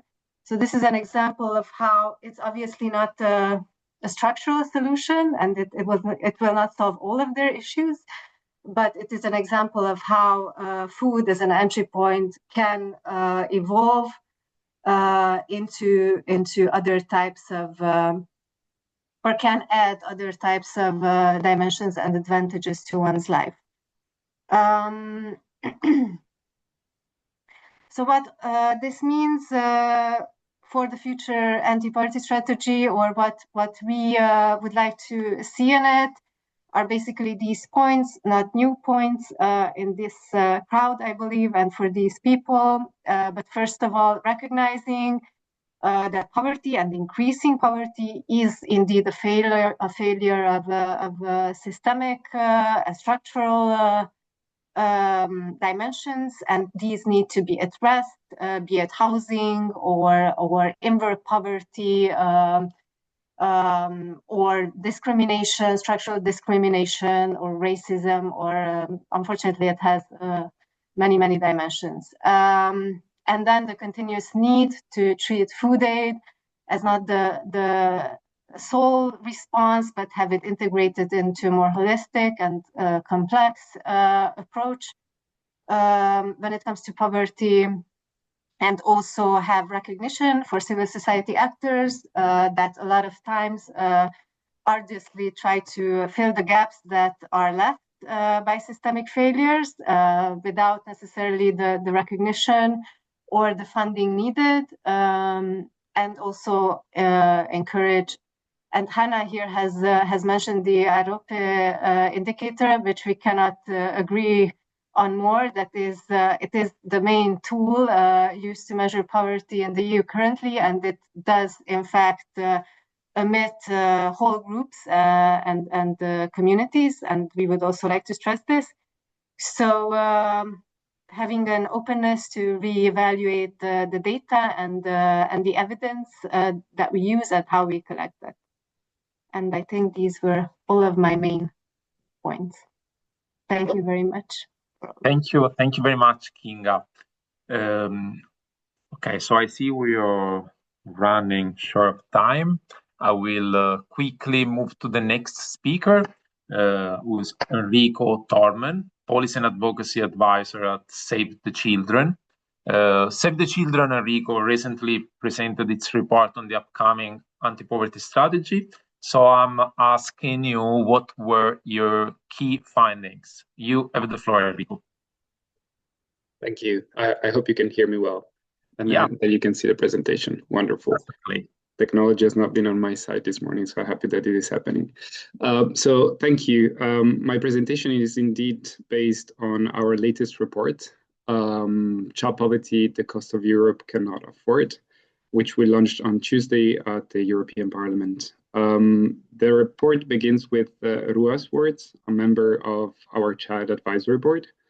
And she reminds us that all children have the same rights as set out by the United Nations Conventions of the Rights of the Child, yet child poverty violates those rights article by article. So we try to keep that as the central pillar of our report, while showing the scale and cost of child poverty, why investing in children is one of Europe's smartest economic policies, what has been the achievements of instruments such as the Child Guarantee, and what new instruments such as the anti-poverty strategy, but also the EU budget, can achieve in the future.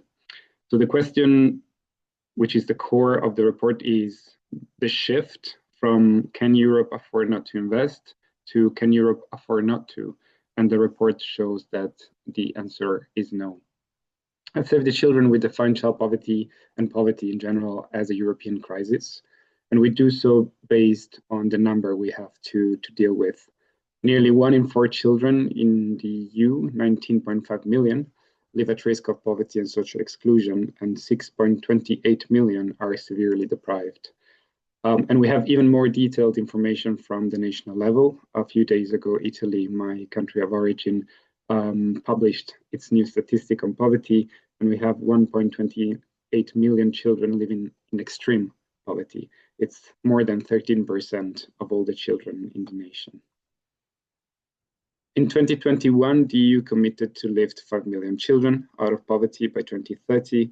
But in the report, we showed that since 2019, so since when we started to calculate this, the achievement towards this target, 240 children every day have fallen into the risk of poverty. This means 446,000 more children are now at risk of poverty compared to 2019, leaving us 5.45 million children away from the 5 million target. So this shows that progress is not only slow, but it's actually going backwards. To reach the 2030 goal, from now on, we should be lifting 2,500 children out of the risk of poverty per day.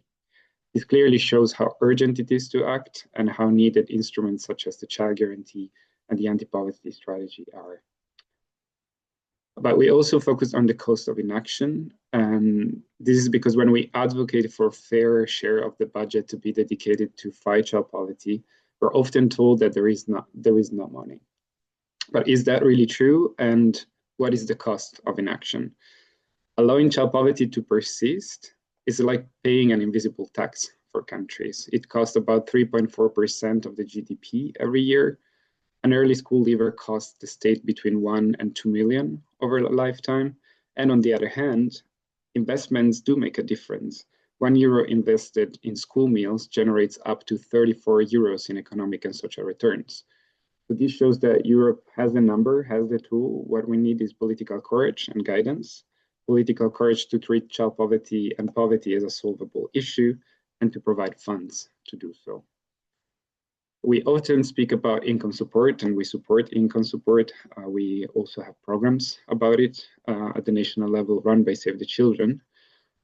Child benefits, minimum income schemes. These are bedrock of anti-poverty policies and strategies and should be playing an important role in the EU anti-poverty strategy. And we can see in the report that countries like Ireland and Poland show how well-calibrated benefits can reduce poverty. But then we also have to consider inflation, complex procedures, and lack of integration with social services. And all this can weaken the impact on the long run. That's why we analyze how much we need indexed benefits, temporary top-ups during crisis, and simpler access rules. But even in these cases, cash alone doesn't break poverty. So we put an emphasis on the fact that children also need access to social services and targeted support. And that's where the EU anti-poverty strategy and the Child Guarantee can work and must work hand in hand. The EU must combine the two approaches offered by these two instruments, and the anti-poverty strategy must provide a universal safety net, also addressing prevention, while the Child Guarantee should focus on those who face the greatest barriers, so the one most at risk. In this way, together, they can form an integrated, child-centered system that can finally break the intergenerational cycle of poverty. I included here some examples of the great results achieved by the Child Guarantee. We often focus on the gaps, which are there. We address them and we analyze how to address these gaps. But there are also a lot of achievements that cannot be forgotten and should be taken as good examples by country, also to learn from one another. And we are also focusing now a lot also in the value that the Child Guarantee can have in pre-accession countries. And we are working increasingly on this topic with colleagues from both the Balkans and Ukraine. But if you want more information about this, I invite you to read the report, and I will put the link for the report in the chat. Yet a promise is only as strong as the commitment behind it. So without the proper funding, even the best intentions remain words on paper and risk fade away. So the proposed new MFF architecture, we think, risks to weaken social investments. We know that the ESF is now proposed to be folded into a larger fund. The social inclusion shares falls to 14% with a wider conceptualization of what can be included in this 14%, and before we had 25%, and we don't have dedicated earmarking for child poverty. Well, we did have it in the past. So we think that this seriously risks making children and people experiencing poverty invisible in the funding priorities. So that's why we support the Parliament request for a 20 billion dedicated budget for the child guarantee. Has been asked a few times, but now we can see that the narrative is shifting. And we also think that it's necessary to include the 5% earmarking on ESF Plus to fight child poverty, but in all member states, not in 11 out of 27 as it is right now. And we also propose the use of a child marker to track spendings and results, something that is increasingly more difficult to do at the national level. So to conclude, the three main things that I will bring to the table today: first, finance what works, ring-fence child guarantee funding, and protect ESF Plus and social investment at the EU level, but also at the national level, because we see from our operations at the national level that many countries and many member states are adopting the same tactic of cutting social spending. Second, make support durable, so index benefits, simplify the access to make sure that everybody has access to social services, and link income support with social services. Third, put children at the center, adopt an ambitious child poverty target in the EU anti-poverty strategy, apply child rights impact assessment across sectors, and ensure meaningful participation of children and civil societies. And we had, when we launched the report at the Parliament, we had one of the members of the Child Advisory Board with us. And I included here a quote, which I think is very powerful. So Balta reminded us that budgets are complex and policies take time to implement, but for a child living in poverty, times move differently. Every missed opportunity, every day without support leaves a mark that can last a lifetime, if not generations. That is why our choices matter, and that's why we have to act. Thank you very much.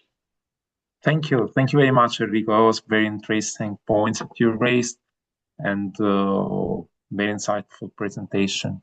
Okay, so now we switch to the private sector, and I will call the next speaker, Stephanie Delva. She's the Public Policy and Government Relation Manager in Europe for Kellanova. As a representative of the private sector, how do you see, Stephanie, the role of companies like Kellanova in contributing to the fight against food poverty and social exclusion in Europe? You have the floor.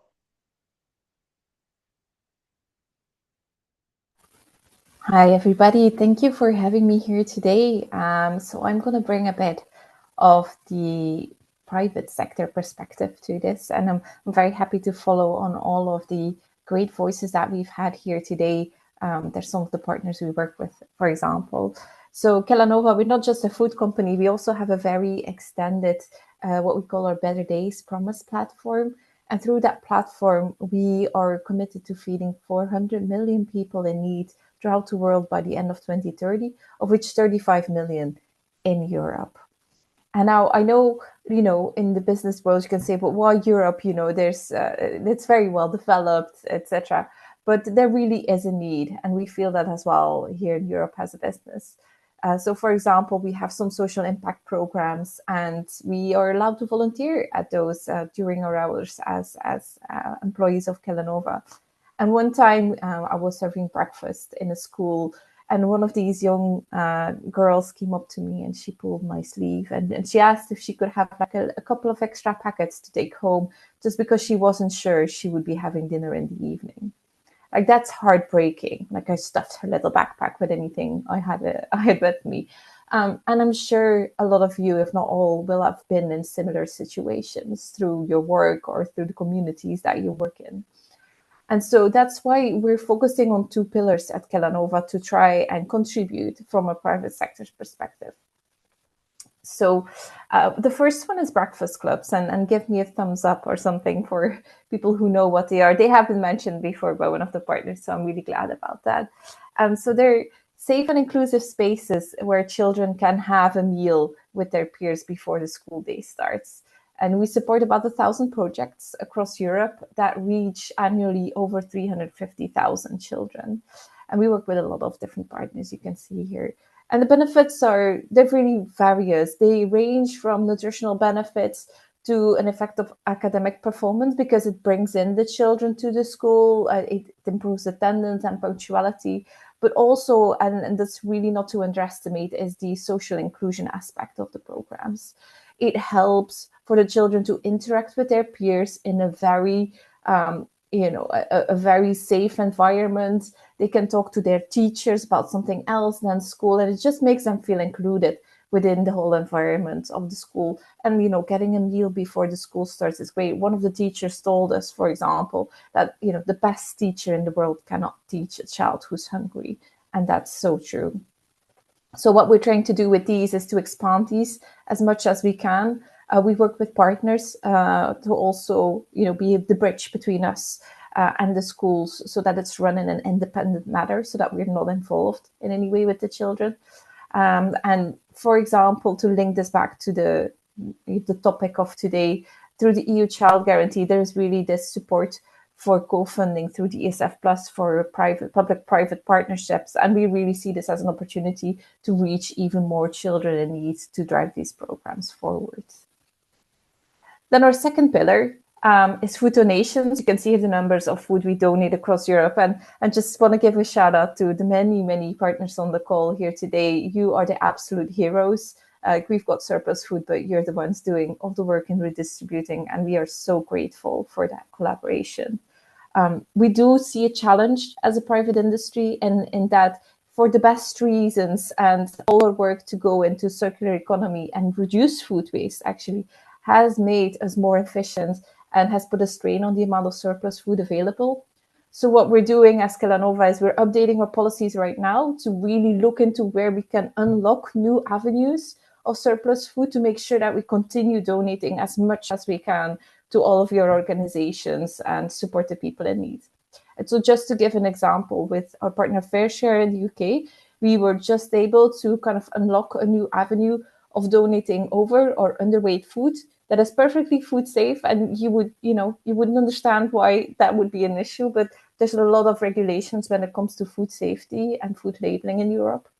And so we are so excited about unlocking that new possibility to donate those additional foods in the UK, and hope to really expand it as well through Europe.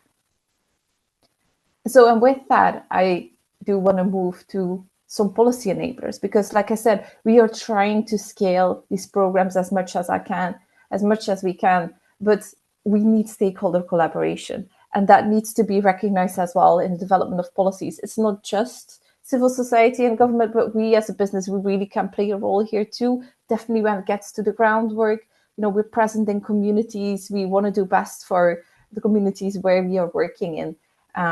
And so, for example, that ESF Plus co-funding is just one example, but something else I want to highlight is that when it comes to food donations, like I said, there's still some barriers and there's still some unlocks. And some of these you can see here, like tax incentives, liability protection, relabeling guidance, the really low cost, high impact measures that could help us so much.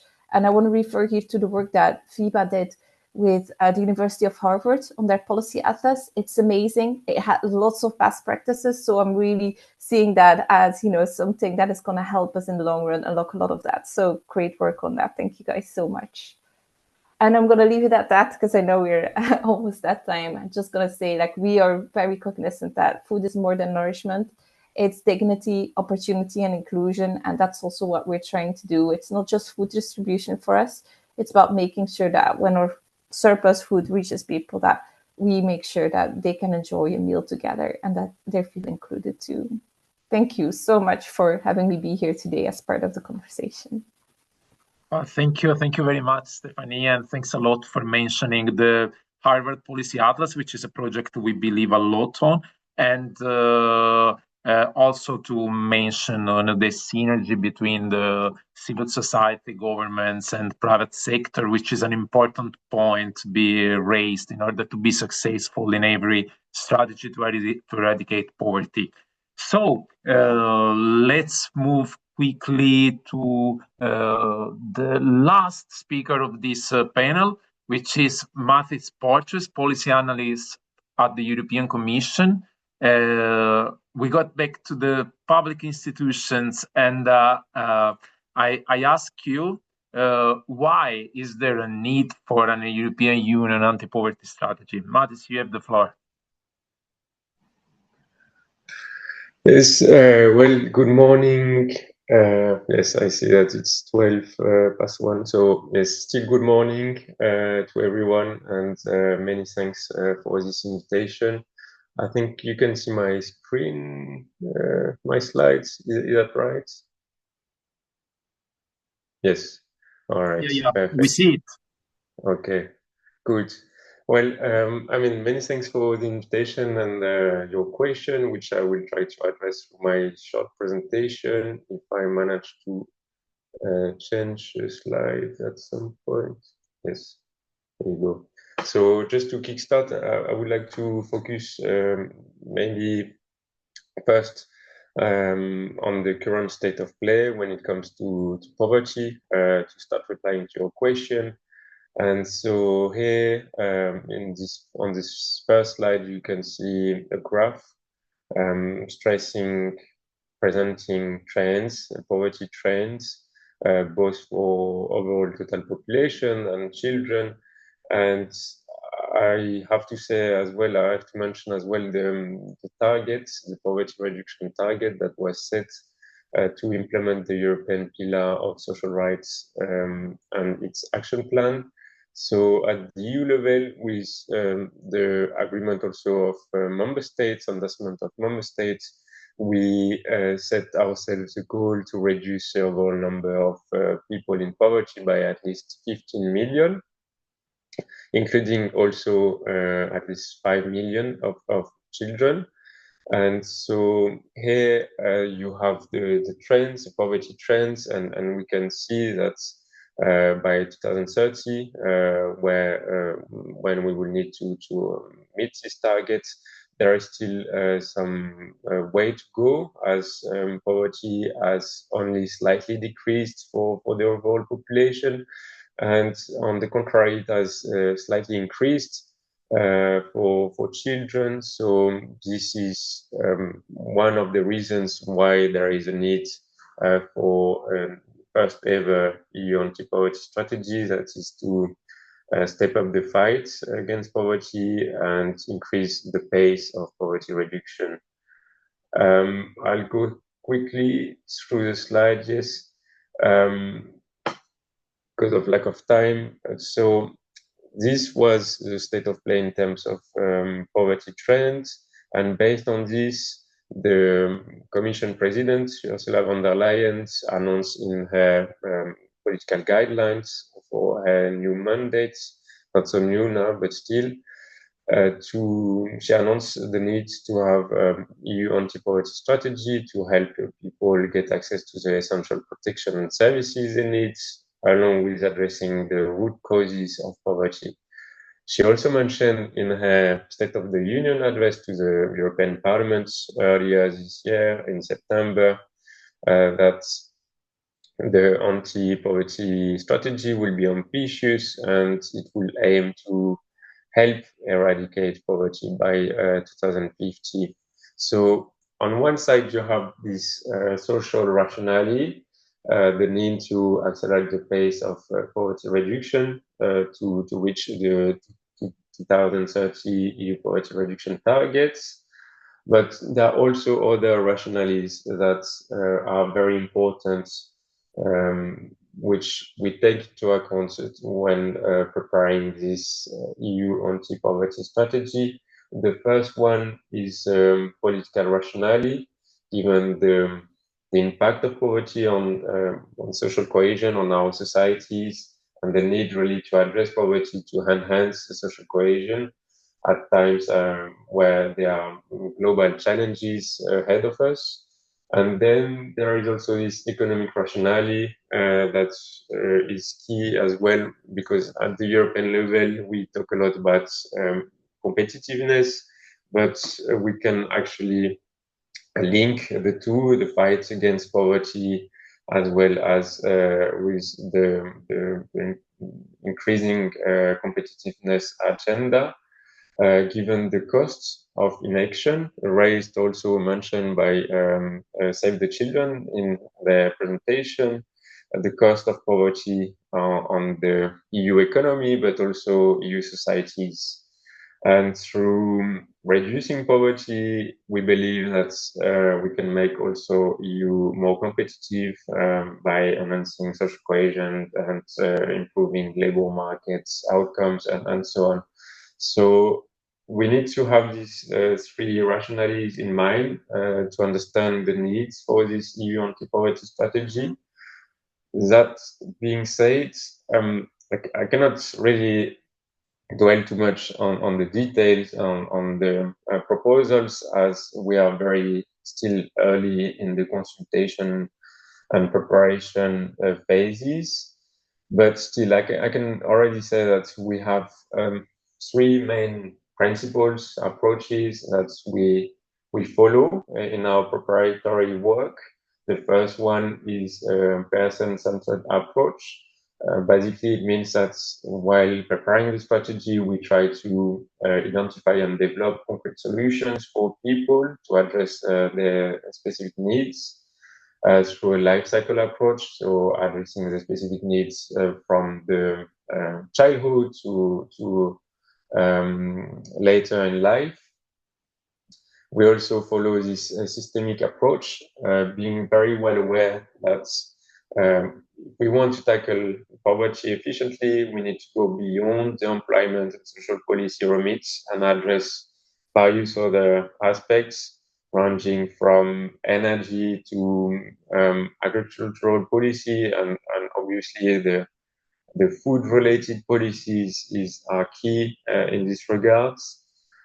And also the last but not least principle that we follow in our proprietary work is to try to really acknowledge and recognize the role of national and local authorities, given the limited competencies of the EU in the social remit, in the remit of social policies. And so we consider our preparation as something that needs to come up with, to result in solutions that will help national and local authorities step up the fight against poverty. Yes, also just to mention that so it's still early stage in the preparation of the initiatives, but still we can already say that the fight against child poverty will have a key role, key place in this strategy. In her political guidelines, President von der Leyen highlighted that in the context of the anti-poverty strategy, we will strengthen the child guarantee to further help tackle child poverty and social exclusion. So this is already a given, but in the strategy, there will be a key aspect focused on child poverty.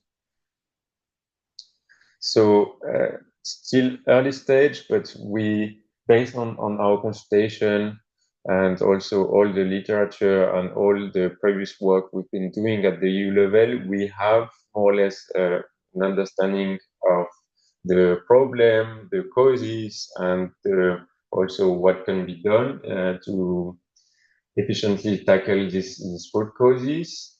So based on this, I can already say that we see that considering poverty as an issue of fundamental rights is something very key for a lot of stakeholders. I think it has already been mentioned at various occasions here and in many other events through the preparation of the anti-poverty strategy. We also see that there is a strong call for considering poverty as multidimensional and also addressing the territorial aspects related to it. In terms of root causes, we also identify, we can also already identify, identify key ones ranging from insufficient income to gaps in access to quality job, labor markets, and also gaps in access to services. And also here, access to food support is key. And then in terms of solutions on how to tackle these root causes, we clearly see strong evidence to promote solutions which will all themselves promote equal opportunities from the earliest age onwards. The active inclusion approach already set out in the Council recommendation on minimum income will be key as well. That is bringing together income support with also support to labor market inclusion, but also access to services. And then we also see the need to further address non-take-up of social rights, among many other aspects. Another point I can already say related to the substance of the anti-poverty strategy is that there will be a need to foster synergies between, on one side, the anti-poverty strategy, but also key initiatives from the social remits, but also outside of the social and DG remits. I can think, for instance, about the new European Pillar Action Plan, the Quality Jobs Roadmap, but also outside of DG remits, for instance, the Affordable Housing Plan, among many other initiatives. And so that's something we're currently working on to try to foster synergies between all these initiatives. In the preparation of this strategy, we follow a twofold consultation process. So on one side, we try really to meet all main stakeholders, and first of all, the people experiencing poverty, as was mentioned by colleagues from EAPN. There was a specific event dedicated to this consultation a few weeks ago in Porto. We also have exchanges with member states, local authorities, civil society organization, academics. And also, I want to highlight that there is a second side to this coin, to the same coin. And this is a public consultation that was open in July 2025 and run until 24th of October 25. So there are still some days left. And it will be very key to collect as many as possible inputs from all sides, ranging from national to local stakeholders, civil society organizations, private companies, and so on and so forth, to try really to have a strong evidence-based basis on which we can further develop our thinking and develop the strategy to make a change, a difference in people's life. So really, as a concluding remark, I would encourage everyone attending this call to take a look at the public consultation and make the most of the next days to take part in it and share your views and your input or reports. I understand that there was a report mentioned by FEBA, for instance. So we're really looking forward to reading all of that. Many thanks. Thank you, Mathis. Yes, like there is 1 week left to participate in the public consultation, and we also invite everyone to do that. Well, we were a little late, actually, a lot. So what I propose now is just to ask Simona and Esteban, who did the opening remarks, to wrap up. Like Simona maybe can just give us some answer of on the main questions, and then Esteban for wrapping up and doing the closing remarks. So Simona. Yes, thank you. Thank you. I will quickly go back to some comments in the chat, mostly related to the ESF. I have also answered. I provided the link with the information where you can find all relevant information on what ESF Plus is doing. Of course, material support is just a small part of the big project supported by ESF. Mainly, funding goes towards training, access to employment, social inclusion as a broader approach. And of course, as I said, I'm really happy next time to provide more information if your members need to know more on what ESF is doing in general. And for the rest, I really thank you for all the exchanges and the presentations.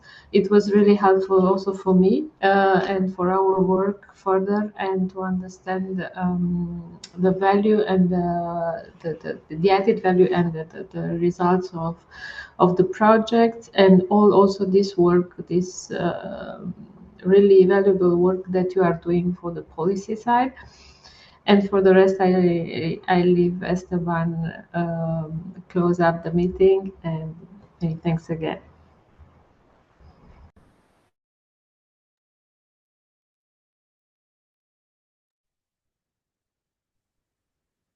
Hello. I'm so sorry. Thank you, everybody. I was waiting for my cue, and obviously I missed it. Thank you, everybody, for joining us here today. Again, in recognition of this International Day for the Eradication of Poverty. Just to very quickly, hopefully recap all the different perspectives that were shared here today regarding this specific subject. I think we all acknowledge that poverty is not blind. Actually, poverty happens in a very choreographed power structure that impacts certain people more than others. And I think there's been an acknowledgement through the presentation, not only from the food banks, but also other organizations that certain people and groups are affected more than others. We saw from the food banks discussions around, for example, women being a greater percentage of people that are here, elderly, the children. So we understand that there is something at play. There's people that are marginalized that are relying on that. I think if we want to have a more comprehensive approach to poverty, we need to both acknowledge that it's a needs-based, but also a rights-based. People that come to the food banks come when their legal, social, economic rights and entitlements have been challenged, taken away. And that's the outcome is food deprivation. And then people come to food banks. There's also an acknowledgement that food banks have tried to go through the collaboration of the more than 40,000 organizations across Europe to provide services that go beyond the outcome, which is food deprivation, but also accompanying services that hopefully restores those rights and entitlements to people, or at least puts them on the pathway to a great participation in what should be a democratic society. I thank everybody for all their perspective, all their ideas. I think it's clear that there are a lot of good elements happening, and we acknowledge that the EU anti-poverty strategy is an incredible element. We've acknowledged that ESF Plus has been a huge instrument to supporting civic societies, governments in fighting against poverty. But we also acknowledge, I think we still have a long way to go. We need a more ambitious, more robust response to poverty and the eradication of poverty. And I think that needs to be articulated a lot more clearly, not only in the anti-strategy, but all the instruments that are under that umbrella. So thank you again for that collaboration, for that sharing of perspectives. And we wish you excellent continuation of your day. Ignacio, if I'm jumping too much to the closure, please let me know if there's anything for the wrap-up. And with almost weekend, so we want to also wish you a very good weekend. Thank you again for your time and participation. Thank you very much, Esteban. What you already said, I can just add, I can just thank everyone for the intervention, for all the points that were raised that are very interesting, and it's something when we can work on in the next months with the upcoming strategy, anti-poverty strategy, and also with what will happen with the new MFF and the new social inclusion instruments that will be used in the different member states at the European level. So thanks again for accepting the invitation, for giving us your insights, and for participating to this annual forum.